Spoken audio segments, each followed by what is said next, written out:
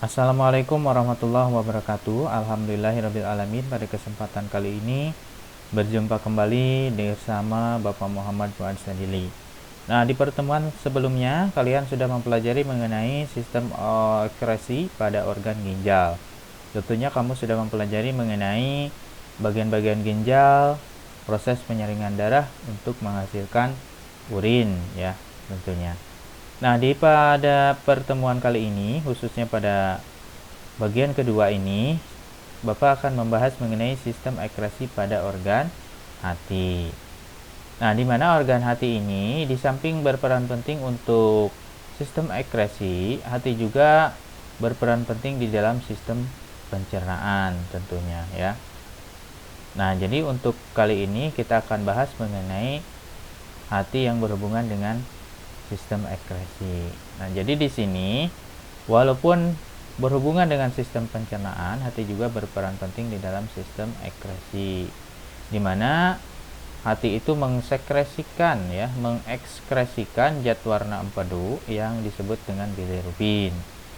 Nah, dari manakah bilirubin itu dihasilkan? Tentunya dari hasil pemecahan hemoglobin yang terdapat di dalam sel darah merah. Mengapa? Karena sel darah merah ini rentang waktunya 100 sampai 120 hari. Karena sel darah merah tidak memiliki inti sel dan membran sel yang selalu bergerak dengan pembuluh kapiler darah.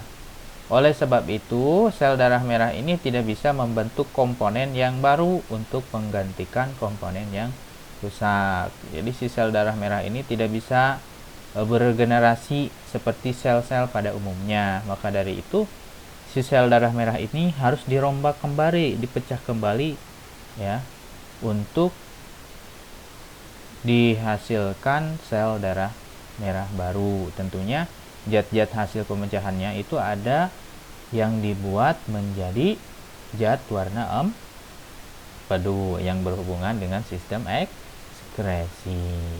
Oke.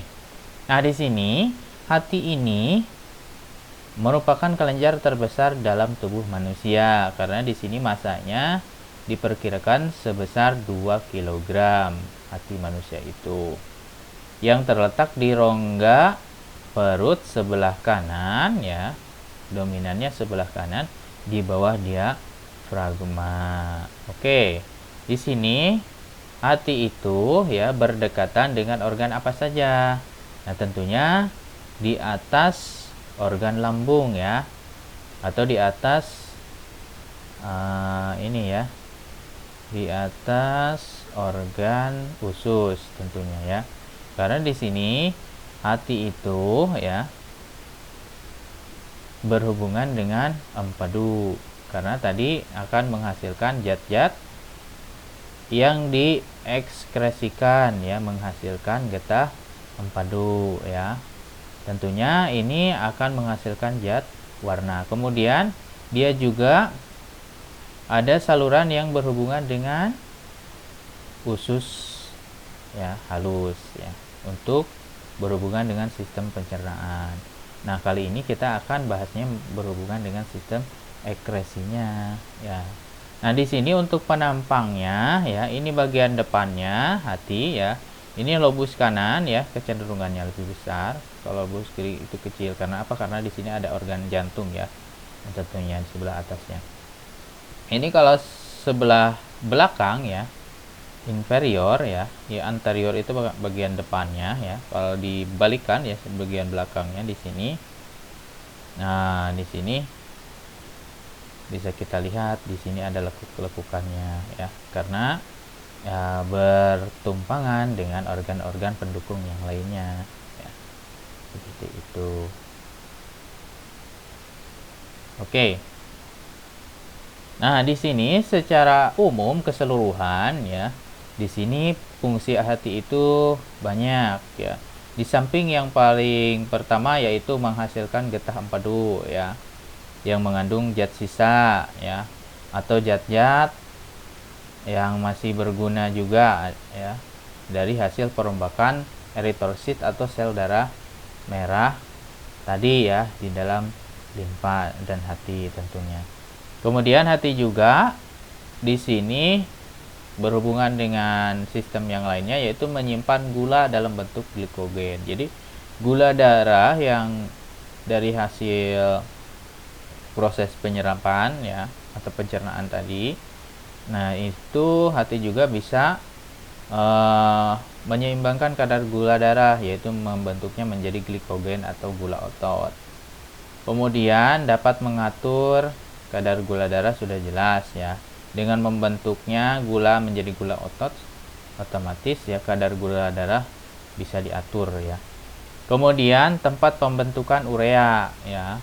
Jadi zat amoniak yang beracun tadi ya oleh hati itu dapat dibuat ya atau dibentuk menjadi urea. Nah, urea ini nantinya akan sebagiannya yaitu dibuang melalui ginjal ya, berhubungan dengan ekskresi pada ginjal. Kemudian penawar racun, pembentuk vitamin A dan pembentukan fibrinogen ya. Ini berhubungan dengan pembentukan pembekuan darah ya pada saat terjadinya luka. Ini salah satu komponennya ya yang dibuat dari hati ya, yaitu membentuk protombin ya. Nah, jadi di sini secara khusus ya sel darah merah ini ya tentunya berhubungan dengan perombakan ya di dalam hati. Jadi si sel darah merah ini yang sudah tua tentunya atau yang sudah memiliki kerusakan ya tentunya akan dipecah di dalam hati menjadi hemin dan globin ya, karena kandungan sel darah merah ini terdapatnya hemoglobin atau Hb. Nah, si Hb ini ya akan dipecah menjadi globin dan hemin, kemudian dan zat besi atau Fe. Nah, si zat besi ini akan digunakan kembali oleh hati ya ke sumsum tulang ya untuk pembentukan sel darah merah kembali. Nah, sedangkan kalau globin itu biasanya digunakan kembali untuk membentuk protein tertentu ya, atau pembentukan hemoglobin yang baru. Kemudian kalau hemin ini dipecah dan dibentuk menjadi bilirubin. Nah, si bilirubin ini ya dipecah kembali menjadi dua jenis ya, yaitu ada yang urobilin dan sterkobilin. Kalau urobilin yaitu berhubungan dengan pewarna untuk urin menjadi pewarna urin. Kalau sterkobilin yaitu pewarnanya nanti akan berhubungan dengan feses yaitu sistem pencernaan ya. Jadi yang diekskresikannya itu adalah zat bilirubin yang akan dibentuk menjadi dua jenis pewarna. Pewarna untuk urin atau air seni, air kencing, dan pewarna untuk feses ya atau pup. Nah, jadi ini adalah salah satu skema yang paling penting terjadinya pemecahan sel darah merah. Untuk apa? Supaya si sel darah merah ini bisa diproduksi kembali ya.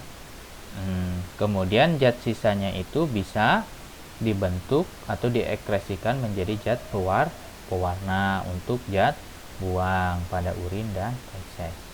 Oke, sampai jumpa kembali di pertemuan selanjutnya. Mohon maaf bila ada kekurangan. Mudah-mudahan pembelajaran ini bisa membantu kalian semua.